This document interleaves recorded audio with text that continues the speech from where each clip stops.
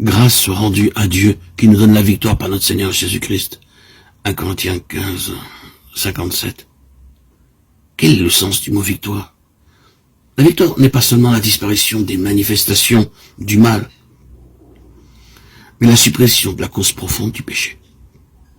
Pour être victorieux, nous ne devons plus rien dissimuler. Nous n'appelons pas toujours le péché par son nom.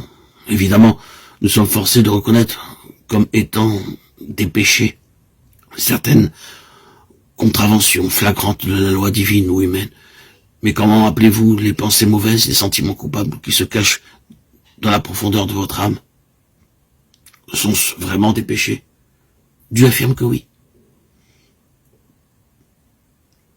Mais si tu veux que la vérité soit au fond du cœur, fais donc pénétrer la sagesse au-dedans de moi. Purifie-moi avec l'hysope et je serai pur. Lave-moi et je serai plus blanc que la neige. Oh, Dieu crée en moi un cœur pur, renouvelle en moi un esprit bien disposé. Psaume 51, 8, 9, 12.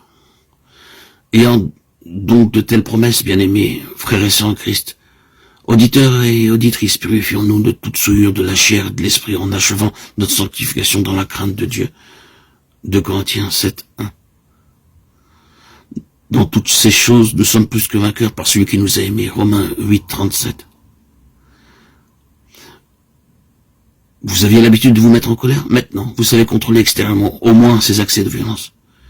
Mais vous éprouvez encore une grande irritation intérieure et du ressentiment. Est-ce la véritable victoire? Quelqu'un vous dit une parole méchante ou injuste. Vous ne répondez rien et apparemment, restez calme. Mais au fond, vous êtes fâché et vous vous dites, j'aimerais bien pouvoir lui dire ce que je pense. Est-ce là la délivrance du péché? Une jeune fille de 16 ans vint à une de nos réunions où nous parlions de la victoire complète sur le péché.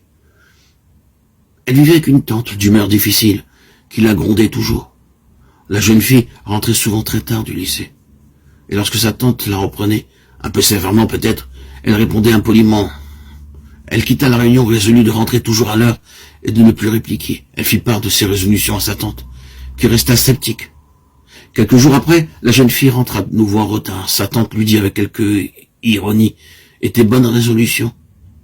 La jeune fille ne répondit rien. C'était une belle victoire en vérité, car quelques jours plus tard, la jeune fille m'écrivit ceci. « Maintenant je sais ce que c'est la vraie victoire, car quand ma tante m'a grondé, non seulement je n'ai pas répliqué, mais je n'avais même plus envie de le faire. »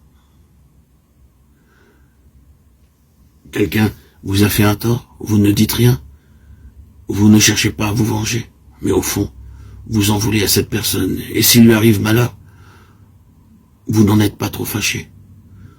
L'esprit qui vous anime est-il celui d'un vrai chrétien?